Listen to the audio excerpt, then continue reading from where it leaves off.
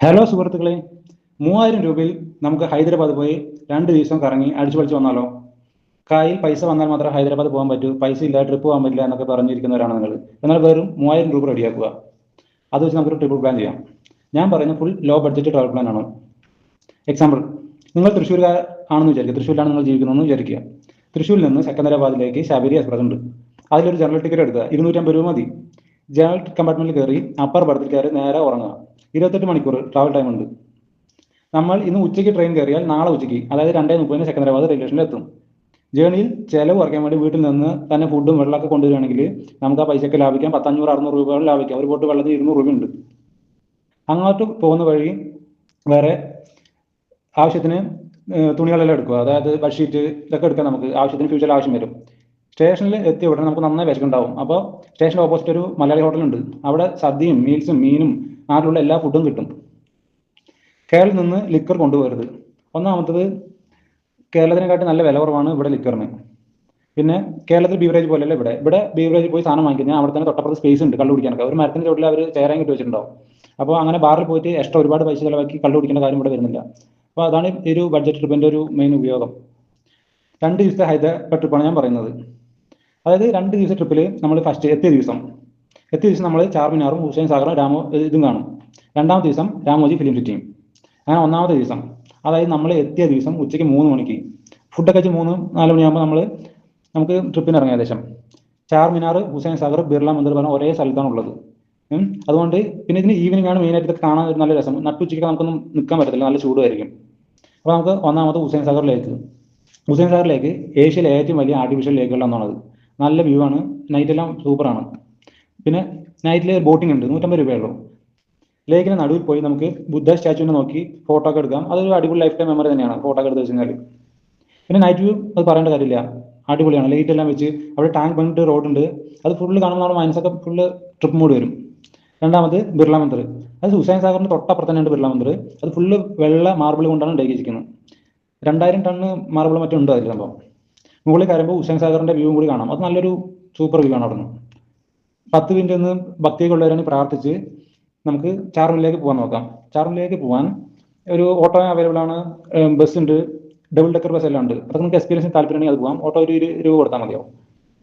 ചാർമിനാർ ഹൈദരാബാദിന്റെ ഹൃദയമാണ് ചാർമിനാർ എന്ന് പറയുന്നത്. ശരിക്കും പറഞ്ഞാൽ 400 വർഷം പഴക്കമുള്ള ബിൽഡിംഗ് ആണ് സംഭവം. 4 മിനാർ ഉള്ളതുകൊണ്ടാണ് അതിന് ചാർമിനാർ എന്നൊക്കെ പറയുന്നത്. നൈറ്റിൽ പറഞ്ഞാൽ ലൈറ്റ് സർവീസും ഫുള്ള് പറയണ്ട, അതിന്റെ ഭംഗിയൊക്കെ ലൈറ്റ് കൊടുത്ത് സൂപ്പറായിരിക്കും. അതിന് മുകളിലെല്ലാം നമുക്ക് കയറാൻ പറ്റും, ഫോട്ടോ ഒക്കെ സൂപ്പറായിട്ട് എടുക്കാൻ പറ്റും. പിന്നെ അതിന് ചുറ്റും നിറയെ ബസാറുകളുണ്ട്. 4 റോഡുകളാണ്, 4 റോഡിൽ നല്ല ബസാറുണ്ട്. ബാംഗിൾസ് ഒക്കെ ഇഷ്ടമുള്ളവർക്കാണ് പറഞ്ഞാൽ സൂപ്പറാണ്. പർച്ചേസ് നല്ല ചീപ്പ് റേറ്റ് നമുക്ക് സാധനം കിട്ടും. ഡ്രസ്സൊക്കെ ചീപ്പ് റേറ്റ്, ഒരു 100 രൂപയ്ക്ക് 5 ചുരിദാറൊക്കെ കിട്ടും അവിടെ.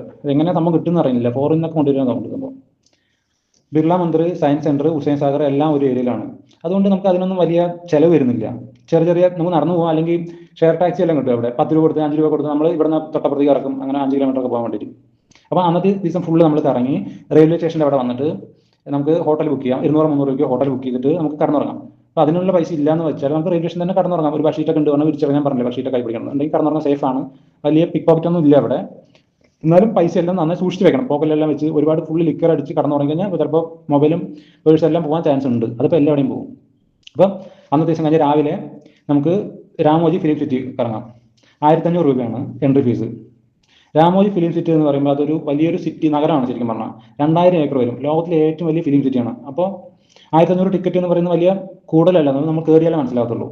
രാമോജിയിൽ ഒരു ദിവസം ഫുള്ള് വേണം. കയറി കഴിഞ്ഞാൽ ഇറങ്ങാൻ തന്നെ അത്രയും വരും. ഇത് 2000 ഏക്കർ സ്ഥലമുണ്ട്. ഓരോരോ ബസ്സിൽ കയറിയിട്ടാണ് നമ്മൾ ഇറക്കി വിടുക. അത്രയും ഇതുണ്ട്. അതിൽ ബാഹുബലി, RRR, മഹാധീര ഒക്കെ ഷൂട്ട് ചെയ്ത് സെറ്റ് എല്ലാം കാണാം നമുക്ക്. പിന്നെ Japan garden, airport, railway station, Mughal garden, അങ്ങനെ ഒരു റിയൽ സിറ്റിയാണ് സംഭവം അത്. അതിൽ പിന്നെ stunt show, Baahubali show, dance fountain എല്ലാം ഡെയിലി ഉണ്ട് അവിടെ. രാവിലെ ഒരു 9 മണിക്ക് കയറി കഴിഞ്ഞാൽ വൈകുന്നേരം 5:30-6, ചില വെക്കേഷൻ ടൈമിലൊക്കെ പോകണമെന്ന് പറഞ്ഞാൽ 7, 8, 9 മണി വരെ അവിടെ ഉണ്ട്. അതെല്ലാം നമുക്ക് ടൈം പോകുന്നതേ അറിയത്തില്ല. അത്രയും ഗ്രാൻഡാണ് അവിടെ പരിപാടികൾ. പിന്നെ അവിടെ ഫുഡ് നല്ല ഗ്രാൻഡാണ്, അതുകൊണ്ട് കുറച്ച് കോസ്റ്റ്ലിയാണ്. അപ്പോൾ നമ്മൾ ബിസ്ക്കറ്റും വെള്ളവും ഒക്കെ കൈപ്പിടിച്ച് പോകുകയാണെങ്കിൽ പറഞ്ഞാൽ ആ ചിലവ് ഒഴിവാക്കാൻ പറ്റും. അപ്പോൾ വൈകുന്നേരം നമ്മൾ കറങ്ങുന്നല്ലേ, കടന്ന് എൻജോയ് ചെയ്യുമ്പോൾ നമുക്കൊരു ബാഗൊക്കെ കൊണ്ടുപോകാം. ഫുഡൊന്നും കൊണ്ടുവന്ന ഒരു ലിമിറ്റേഷൻ ഒന്നും ഇല്ല അവിടെ. പിന്നെ നമ്മൾ റിട്ടേൺ ട്രെയിന് ശബരി എക്സ്പ്രസ് പറഞ്ഞാൽ 2:30 ഉച്ചയ്ക്കാണ് ഇവിടെ നിന്നുള്ളത്, സെക്കന്ദരാബാദിൽ നിന്ന്. അപ്പോൾ നമ്മൾ രാമോജി പോയി ഒരു 6 മണി വരെ കറങ്ങിയിട്ട് തിരിച്ച് പോകാൻ പറ്റത്തില്ല. അതുകൊണ്ട് ചില ദിവസങ്ങളിൽ മാത്രം ഒരു 11:30 രാത്രിക്ക് ഒരു ട്രെയിൻ ഉണ്ട്. അപ്പോൾ നമ്മൾ ബഡ്ജറ്റ് പ്ലാൻ ചെയ്യുമ്പോൾ അതുകൂടി ഇൻക്ലൂഡ് ചെയ്തിട്ട് പോകണം. അതിന് നോക്കി പോകണം. ആ ചില ദിവസങ്ങൾ മാത്രമേ ഉള്ളൂ. അപ്പോൾ രാത്രി കിട്ടുന്ന ട്രെയിനുള്ള ദിവസം നമ്മൾ പ്ലാൻ ചെയ്തിട്ട് പോവാന്ന് പറഞ്ഞാൽ നമുക്ക് പോവാം. അല്ലെങ്കിൽ പിന്നെ ഫ്ലൈറ്റും ബസ്സൊക്കെ കിട്ടും. 2000 രൂപ ഒക്കെ ചിലവാണ് ബസ്സിന്. നാട്ടിലോട്ട് ബസ്സുണ്ട്. എയർപോർട്ടിൽ പോയിട്ട് പോകണമെന്ന് പറഞ്ഞാൽ നല്ല പൈസ ഉള്ളവർക്കൊക്കെ അതൊക്കെ പറ്റും. നമ്മൾ ബഡ്ജറ്റ് പ്ലാൻ ആണല്ലോ ചെയ്യുന്നത്. അപ്പോൾ ഈ ട്രെയിന് ഉന്നം വെച്ച് പോകണമെങ്കിൽ നമുക്ക് ആ പൈസ ലാഭിക്കാൻ പറ്റും. പിന്നെ കയ്യിൽ കുറച്ചും കൂടി പൈസ നമുക്ക് ചിലവാക്കാൻ പറ്റുമെങ്കിൽ സ്ലീപ്പർ ടിക്കറ്റ് എടുക്കാം കേട്ടോ. സ്ലീപ്പർ ടിക്കറ്റ് എടുത്താൽ 550 രൂപ ചിലവ് വരും.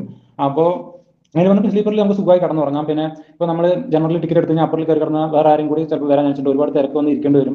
അങ്ങനെ സിറ്റുവേഷനൊക്കെ വരാൻ നമുക്ക് ചാൻസ് ഉള്ളതുകൊണ്ട് ഒരു 550 രൂപ കൊടുത്ത് നമുക്ക് സുഖമായി പോവാം, കടന്നുറങ്ങി പോവാം. ആരും ഇറങ്ങി പോകുന്നൊന്നും പറയൂല. അപ്പോൾ ട്രാവൽ ചെയ്യുമ്പോൾ നമ്മുടെ മനസ്സൊക്കെ ഫുള്ള് ഹാപ്പി ആവും. ഒരു 3000 രൂപ ഉണ്ടെങ്കിൽ കൂടി നമുക്ക് ഹൈദരാബാദ് ഫുള്ള് കറങ്ങി അടിച്ച് രസിച്ചിട്ട് വരാം. അതൊരു ലൈഫ് ടൈം മെമ്മറി തന്നെയാണ് എന്തായാലും. പിന്നെ എന്തെങ്കിലും ഡൗട്ട് ഉണ്ടെങ്കിൽ കമന്റ് ചെയ്തോളൂ. ഞാൻ എല്ലാത്തിനും ക്ലിയർ ആയിട്ട് പറഞ്ഞുതരാം നിങ്ങൾക്ക്. ട്രാവലിങ്ങിനെ കുറിച്ചോ താമസിക്കുന്നതിനെ കുറിച്ചോ എന്തെങ്കിലും.